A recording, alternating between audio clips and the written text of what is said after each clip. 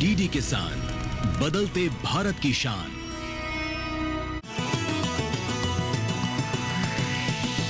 DD किसान, बदलते भारत की शान।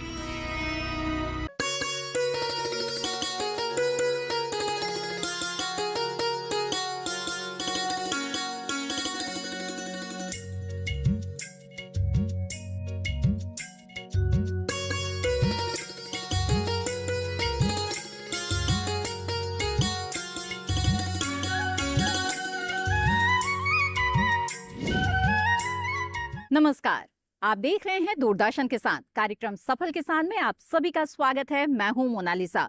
सफल किसान एक ऐसा कार्यक्रम है जिसमें हम आपको देश के कोने कोने से कृषि क्षेत्र में उभरती प्रतिभाओं से रूबरू कराते हैं।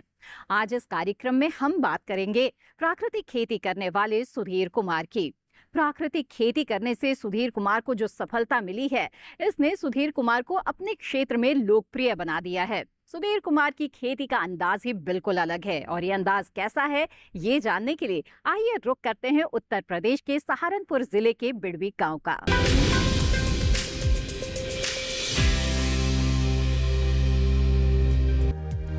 उत्तर प्रदेश के पश्चिमी क्षेत्र में स्थित सहारनपुर जिला कृषि प्रधानता के लिए प्रसिद्ध है। यहाँ की उपजाऊ भूमि और उपयुक्त जलवायु ने इसे कृषि के लिए आदर्श स्थान बना दिया है। यहाँ की प्रमुख फसलें गेहूं, धान, गन्ना, सरसों, मटर, चना और विभिन्न प्रकार की सब्जियां हैं। इसके अतिरिक्त बागवानी में आम, अमरूद और पपीते की खेती भी यहाँ के किसानों द्वारा की जाती है। जब बात किसान की हो रही हो तो क्यों ना आज के सफल किसान के बारे में चर्चा कर ही लेते हैं। हमारे आज के सफल किसान सुधीर कुमार ने एग्रीकल्चर से पढ़ाई पूरी करने के बाद खेती का रुख किया और आज बन गए सफल किसान। मैं इंटर एग्रीकल्चर किए हुए हूँ और बीएससी एग्रीकल्चर में एडमिशन ले लिया था बहुत अच्छे नंबरों से। लेकिन मेरा रुझान ये रहा कि मेरे पास ज़मीन ठीक ठाक है और इसमें पुराने पद्धति से जो हमारे बड़े खेती कर रहे थे वो मुझे नुकसान दिख रहा था बहुत बड़ा। और इससे जो है मैं, क्योंकि मैंने पढ़ाई एग्रीकल्चर की है, तो मेरे मन में जिज्ञासा हुई कि मैं कहीं नौकरी ना करके अपने खेत में ही काम करूं और इस भूमि से अधिक लाभ कैसे ले लिया जाए और इसके स्वास्थ्य का ध्यान रखा जाए। तो मैं 1992 में पढ़ाई छोड़ करके अपनी जीवन यात्रा केवल कृषि उपयोग के लिए कर रहा हूँ। अपना परिवार को, अपने पड़ोसियों को, अपने रिश्तेदारों को, सबको कुछ ना कुछ सिखाने का काम करता हूँ, ताकि ये बहुत अच्छा कार्य है। भूमि को बचाया जा सके, क्योंकि इससे जीवन चलेगा।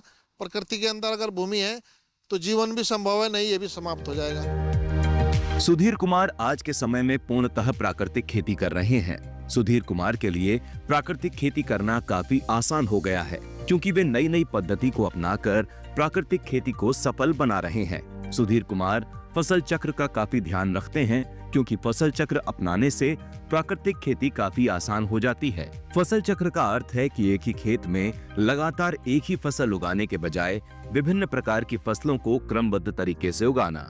प्राकृतिक खेती में ये विशेष रूप से जैविक और पर्यावरण अनुकूल तकनीकों के साथ किया जाता है। प्राकृतिक खेती में फसल चक्र न केवल मिट्टी की सेहत बनाए रखता है, बल्कि कीट और रोग नियंत्रण, आर्थिक लाभ और पर्यावरण संतुलन के लिए भी महत्वपूर्ण है। ये एक स्थायी और लाभकारी कृषि पद्धति है।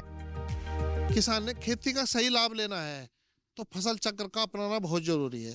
अब फसल चक्र पहले तो अलग पद्धति थी कि खेत को 1 साल के लिए या 6 महीने के लिए रोको, उसमें दूसरी फसल कर दो।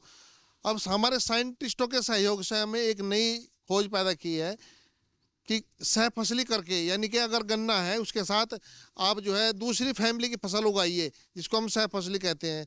जैसे गन्ने के साथ मूंग, उड़द, ये सब मैं उगाता हूँ। लाइन से लाइन की दूरी मेरी 5 फीट रहती है गन्ने में, और जो बीच का स्पेस रुका हुआ है इसमें हम दलहनी करते हैं। मूंग भी करता हूँ समय पर और उड़द भी करता हूँ और मसूर भी। इसके अलावा ढैंचा, सनी, उसमें सब वो रोटेट कर देते हैं ताकि उसकी ज़मीन में जैव कार्बन और उसकी उर्वरा शक्ति बढ़े। सफल किसान सुधीर कुमार ने रसायनों के दुष्परिणाम को देखते हुए प्राकृतिक खेती करने का फैसला लिया और आज पूर्णतः प्राकृतिक खेती कर रहे हैं। सुधीर कुमार ने गाय के गोबर, गौमूत्र, नीम, हल्दी, गुड़, बेसन आदि से जीवामृत और प्राकृतिक कीटनाशकों का प्रयोग किया। वे अपनी मिट्टी की ताकत बढ़ाने के लिए खेत में पेड़ पौधों की सूखी पत्तियों का उपयोग करते हैं, जिससे केंचुओं और अन्य सूक्ष्म जीवों की संख्या बढ़ती है। प्राकृतिक खेती की वजह से उनकी लागत में कमी आई है और मुनाफा अधिक होने लगा है। उपज बढ़ाने के लिए काफ़ी केमिकल फर्टिलाइजर्स या केमिकल रसायन डाल के कीटों से, बीमारी से बचाया जा सकता है, उसका बहुत प्रयोग किया गया। उसका ज़्यादा प्रयोग करने से हमें नुकसान हुआ। हमारी जो फसल, जो उत्पादित अन्न था, उसकी गुणवत्ता ना के बराबर हो गई। केवल देखने में था, न्यूट्रिशन वैल्यू उसकी नहीं थी और उसकी पैदावार निरंतर घटती जा रही थी, खर्चे बढ़ते जा रहे थे। तो अच्छे अच्छे प्रोग्राम किए, कृषि में सहभागिता, कृषि कार्यक्रमों में गए। मैंने 10 साल से फिर उसको बंद करना पड़ा। अब मैं केवल प्राकृतिक खेती के तरीके पर चल रहा हूँ। इसमें कीटनाशक का नाम मात्र प्रयोग बिल्कुल नहीं कर रहा हूँ। अब तो मैं केवल जैविक तरीके से उसको कंट्रोल कर रहा हूँ। आपने देखा है, घर पे जो पशु बनाए हुए हैं, उनसे खाद की पूर्ति होती रहती है और उससे ही जो है कई बना करके, जैसे जीवामृत है, घनामृत है, कीटामृत, ये सब कुछ कीट नियंत्रण के लिए अलग से बनाते हैं। तो उससे काफ़ी हद तक कंट्रोल हो सकता है। इससे जो है हमारी ज़मीन में पुनः दोबारा उत्पादन करने की क्षमता बढ़ गई। जैविक तरीके से काम करने से उसमें उर्वरा शक्ति बढ़ गई और फसल में की जो क्वालिटी में भी अंतर आया, उसके टेस्ट में भी अंतर आया। प्राकृतिक खेती, जिसे जैविक खेती और बिना रासायनिक उर्वरक कीटनाशक वाली खेती के रूप में भी जाना जाता है, आज के समय में पर्यावरण और स्वास्थ्य के लिहाज से बेहद महत्वपूर्ण हो गई है। प्राकृतिक खेती न केवल पर्यावरण और स्वास्थ्य के लिए लाभकारी है, बल्कि ये किसानों की आर्थिक स्थिति को मजबूत बनाती है।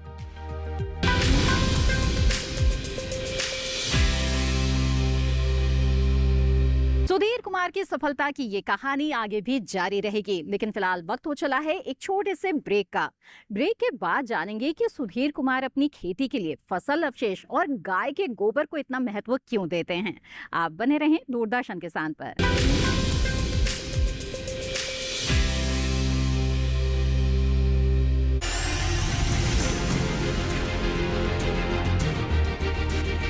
क्या भारत लगातार दूसरी बार T20 वर्ल्ड कप जीतेगा? क्या सूर्या की लीडरशिप में युवा टीम इंडिया का सूर्योदय होगा? अभिषेक, बुमराह, तिलक और हार्दिक हैं खिताब बचाने को तैयार। देखिए T20 वर्ल्ड कप का रोमांच अपने चहते channel DD sports, DD free dish पर।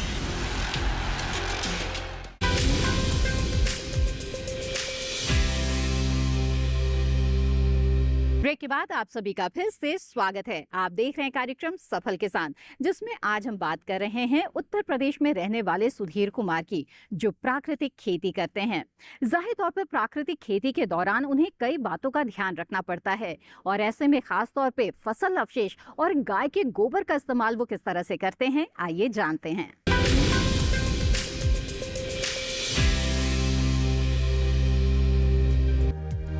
फसल अवशेष यानी फसल कटाई के बाद बची हुई पत्तियां, डंठल, तना, बीज की भूसी आदि प्राकृतिक खेती और सतत कृषि के लिए अत्यंत महत्वपूर्ण हैं। इन्हें उचित तरीके से उपयोग करने से मिट्टी की उर्वरता बढ़ती है और लागत कम होती है और इसके साथ साथ पर्यावरण भी सुरक्षित रहता है। फसल अवशेष खेती के लिए सोने की तरह हैं। इन्हें सही तरीके से इस्तेमाल करने से मिट्टी की उर्वरता, उत्पादन और पर्यावरण की सुरक्षा सुनिश्चित होती है। ये प्राकृतिक और टिकाऊ खेती के लिए आवश्यक संसाधन हैं। ये जो आप लोग देख रहे हैं, ये धान की पुराल है। इसको अगर हम वैसी बात में करें तो इसको फसल अवशेष कहते हैं। मैं कहता हूँ इसका महत्व अनाज से ज्यादा है आज के दौर में।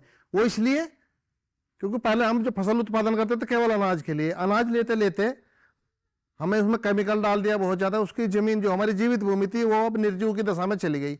उसको पुनः उसी दशा में लाने के लिए फसल का जो अवशेष है, ये बेचना नहीं है, जलाना नहीं है, इसका सदुपयोग करना है। वो कैसे? आमजन लोग क्या करते थे, पुराली को पशुओं के नीचे बिछा देते थे।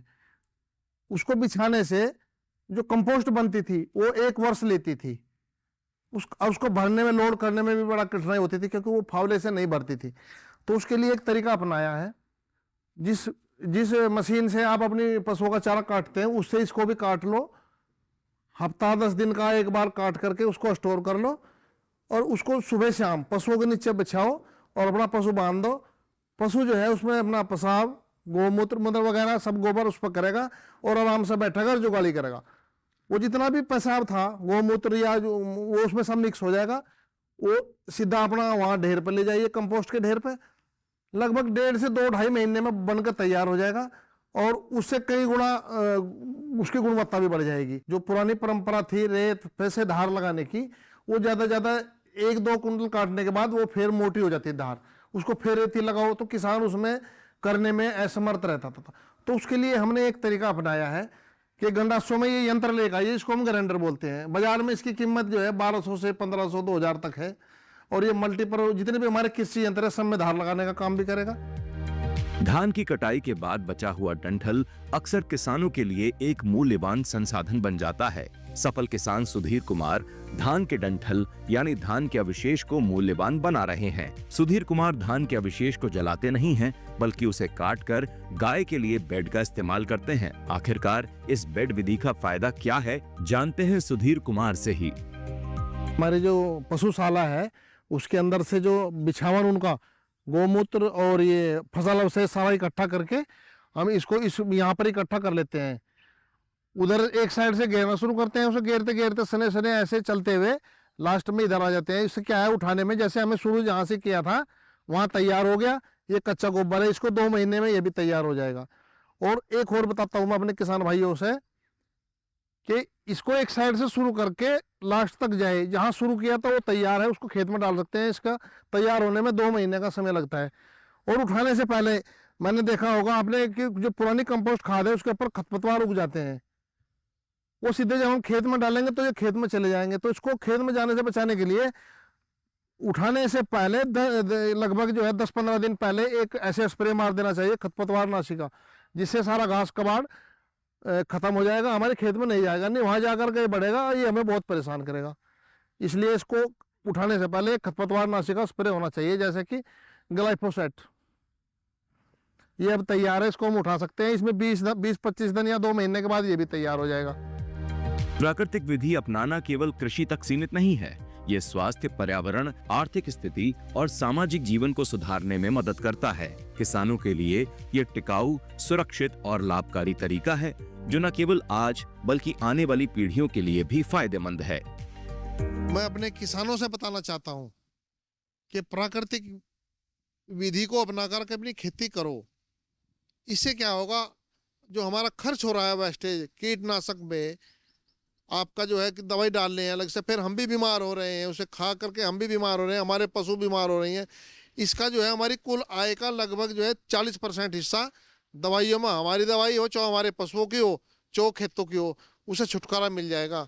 भविष्य में अगर हम प्राकृतिक खेती अपनाएंगे तो एक खर्चा हमारा खत्म हो जाएगा और इसके स्वाद में 4 गुना वृद्धि होगी। और आपके जो शरीर देख रहे होंगे आज, किसान का क्या मतलब है पेट बढ़ने का। हमारे जो बड़े थे उनके कभी पेट नहीं बढ़े, वो कभी बीमार नहीं हुए, क्योंकि वो खुद श्रम करते थे। और वो जो हमारे जो प्रधानमंत्री जी के द्वारा आज बताया जा रहा है कि जो पुराने अनाज हैं, मोटे अनाज जिसको हम बाजरा, मकई, कोदो, सवा ये सब अपना रहे हैं, वही उत्पादन होगा, लेकिन ये कीटनाशक भगाना होगा। ये कीट जो हम केमिकल डाल रहे हैं, इसको कीटों के लिए इसको खत्म करना पड़ेगा। प्राकृतिक खेती पाओ और इस तरह के फसल उपजाओ ताकि हमारा खर्च बढ़े। भाई उत्पादन थोड़ा कम होगा, पड़े हो जाओ। वो 40% जो हमारा पैसा वहाँ डॉक्टरों के जा रहा है, रसायन में जा रहा है, वो उससे हमें छुटकारा मिलेगा और हमारा शरीर भी स्वस्थ रहेगा। मैं अपने युवा से कहता हूँ, खेती का कार्य इतना सुलभ कार्य है, परमार्थ का कार्य है। भाई भूखे के लिए रोटी भगवान है। अगर किसान ने नहीं उगाएगा तो रोटी कहाँ से आएगी। पहले तो भोजन है, फिर भजन है। भोजन मिलेगा अपने फसल से। तो युवा इस पे काम करें और बहुत अच्छा श्रेष्ठ कार्य है। प्राकृतिक खेती किसान के लिए कई मायनों में फायदेमंद है। सुधीर कुमार का मानना है कि धरती माँ कभी धोखा नहीं देती। धैर्य रखो, मेहनत करो और प्रकृति के अनुकूल चलो। वे कहते हैं कि किसान को शुरू में थोड़ी पैदावार कम मिलेगी, लेकिन लागत इतनी कम हो जाएगी कि लाभ अंततः बढ़ेगा। जैविक खेती से गांव और देश दोनों स्वस्थ बनेंगे।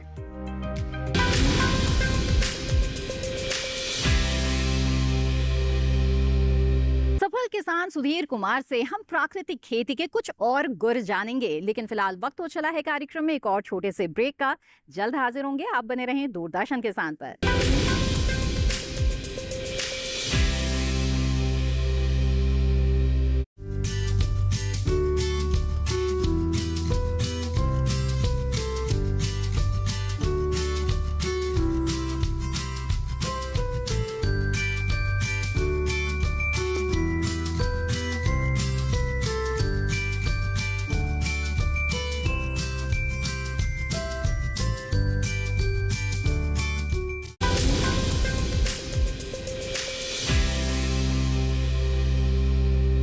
ब्रेक के बाद आप सभी का फिर से स्वागत है। आप देख रहे हैं कार्यक्रम सफल किसान, जिसमें आज हम बात कर रहे हैं प्राकृतिक खेती से सफलता हासिल करने वाले सुधीर कुमार की। आइए एक बार फिर से उनका रुख करते हैं और जानते हैं कि सूर्य की रोशनी को वो कितना महत्व देते हैं और प्राकृतिक खेती के लिए ये कितना जरूरी है।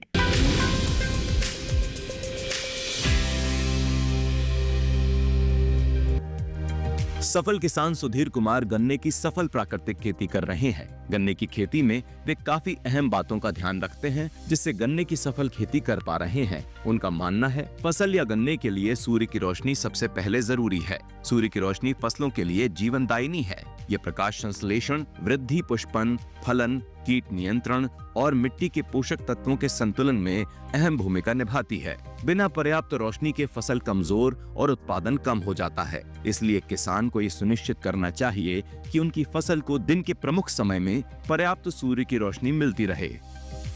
फसल के लिए लगभग 18 तत्वों की जरूरत होती है, ये सबने पता है।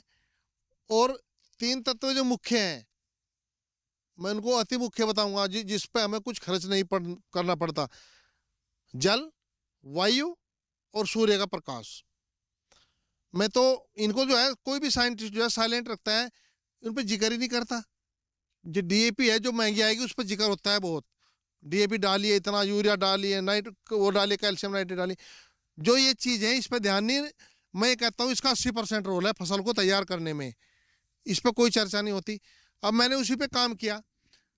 हमेशा साइंटिस्ट कहते हैं या कोई भी लोग कि फसल की बुआई पूरब से पश्चिम करनी चाहिए। मैंने उसका उल्टा किया। मेरे खेत जाके देख लो आप, टोटल उल्टी दिशा में बो रखे हैं, उत्तर से दक्षिण की ओर। सूरज पूरब से उगेगा, सबसे पहले जो है पश्चिम में छिप जाएगा, और जैसे ही लाइट देगा, जितनी भी लाइन है सब पौधे को लाइट मिलती चली जाएगी, क्योंकि उसके पास परछाई नहीं पड़ती। उसके लिए मैंने दूरी बढ़ाई हुई है 5 फीट, लाइन से लाइन 5 फीट, ताकि सूर्य की लाइट निकलते ही सूरज और पहले उधर देगा, फिर ऊपर देते हुए जो है हर एंगल से, यानी कि ज़्यादा समय हर एक पौधे पर लाइट पड़ती रहेगी। क्योंकि लाइट का रोल तो 80% है। उसी के अनुसार हवा भी जैसे ही है, हम लाइन से लाइन की दूरी बढ़ा के बोएंगे ना, तो हवा का संचरण होगा। हवा और प्रकाश, जितने हम खाद डाल रहे हैं उनसे ज़्यादा महत्वपूर्ण है, क्योंकि फोटोसिंथेसिस क्रियाएं जितनी हैं वे सारी सूर्य के प्रकाश में होंगी।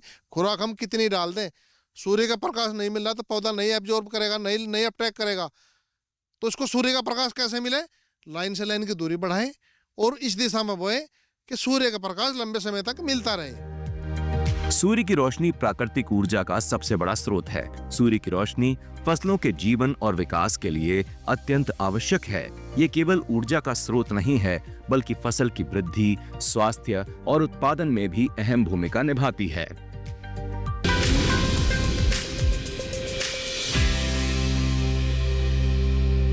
आइए कार्यक्रम में अब आगे बढ़ते हैं, बात करते हैं केवीके की। जी हाँ, कृषि विज्ञान केंद्र, जो एक तरह से किसानों की पहली पाठशाला है। किसानों को किस तरह से कृषि विज्ञान केंद्र के जो वैज्ञानिक है वो मार्गदर्शन देते हैं और कैसे किसानों को लाभ होता है, आइए जानते हैं।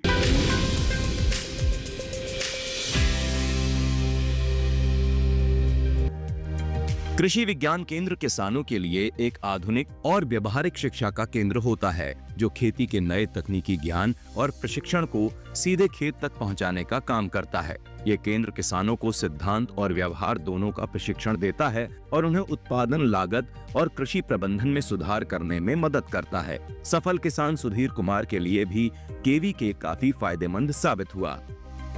हर जिले पे एक कृषि विज्ञान केंद्र होता है।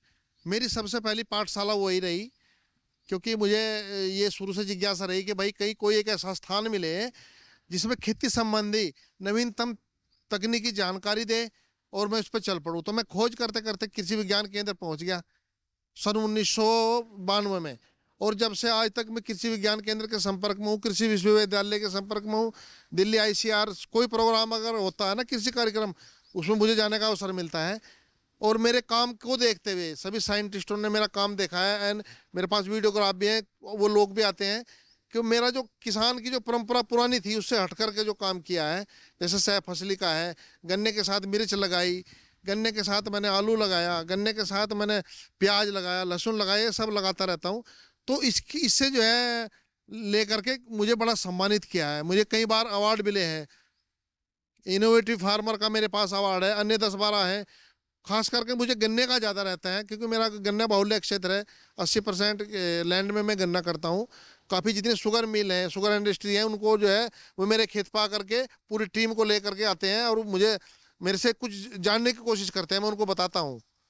KVK जो है वो भी मुझे ऐसे ही जो है कई बार पुरस्कार दे चुका है मेरे कार्य से प्रसन्न होकर के।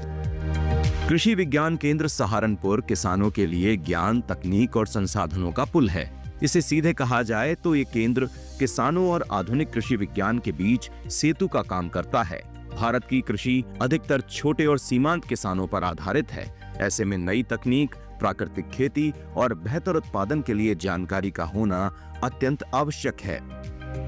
हमारे कृषि विज्ञान केंद्र सहारनपुर द्वारा जो ICAR द्वारा मैंडेट 5 डिसाइड किए गए हैं, जिसे प्रमुख रूप से एक तो ग्रामीण प्रशिक्षण की है, जिसमें चाहे किसान प्रशिक्षण की, कृषक प्रशिक्षण की बात हो, चाहे ग्रामीण युवा की बात हो। दूसरे मैंडेट में प्रदर्शन है, परीक्षण है। तीसरे में आता है एक तरीके का कि ये जो जिला सूचना केंद्र के तरीके से जो भी तकनीकियां हैं ग्रामीण स्तर तक पहुंचाई जाती हैं।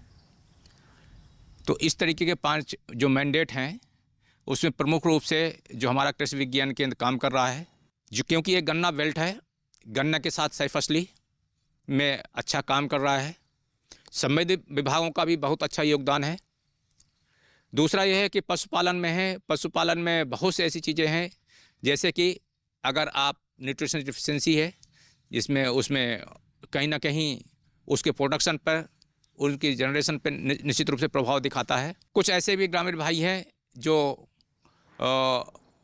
पशु चिकित्सा का भी काम कर रहे हैं, क्योंकि हमारे यहाँ पशुपालन वैज्ञानिक तैनात हैं। इसी तरीके से अगर हम बात करें कि सस्य विज्ञान के अंतर्गत, तो सस्य विज्ञान में बहुत से ऐसे काम हैं, जैसे अभी बताया गन्ने की सही फसली। ये बड चिप मेथड जो गन्ने का है, बहुत अच्छा सक्सेस है हमारे जनपद में। और जो महिला कृषक समूह हैं, इनके द्वारा इसका उत्पादन किया करके उनकी आय सृजित की जा रही है। वो अपनी नर्सरी बेचते हैं, तो निश्चित रूप से उनको आय अर्जित मिलती है, उनको रोजगार मिलता है। सुधीर कुमार उत्तर प्रदेश के उन किसानों में से हैं जिन्होंने पारंपरिक और रासायनिक खेती की सीमाओं को पार करते हुए प्राकृतिक खेती की ओर कदम बढ़ाया और न केवल खुद सफल हुए बल्कि अन्य किसानों के लिए भी प्रेरणा बन गए। उनकी कहानी सिर्फ एक किसान की सफलता की नहीं, बल्कि प्राकृतिक खेती के महत्व और किसानों के लिए संदेश की कहानी है।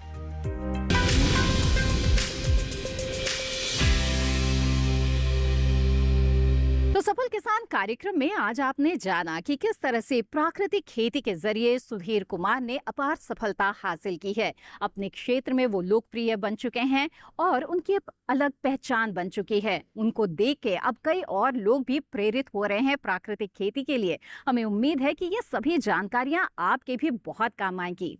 इस कार्यक्रम के बारे में अपने विचार आप हमारे साथ जरूर साझा करें। आप हमें पत्र लिख सकते हैं। हमारा पता है सफल किसान, कमरा नंबर 77, CPC दूरदर्शन, खेलगांव, नई दिल्ली 110049। आप चाहें तो हमें ईमेल भी भेज सकते हैं। ईमेल आईडी है safalkisandd@gmail.com। इसी के साथ सफल किसान की आज की कड़ी में बस इतना ही। हमें दीजिए इजाजत। आप बने रहें दूरदर्शन किसान पर। नमस्कार।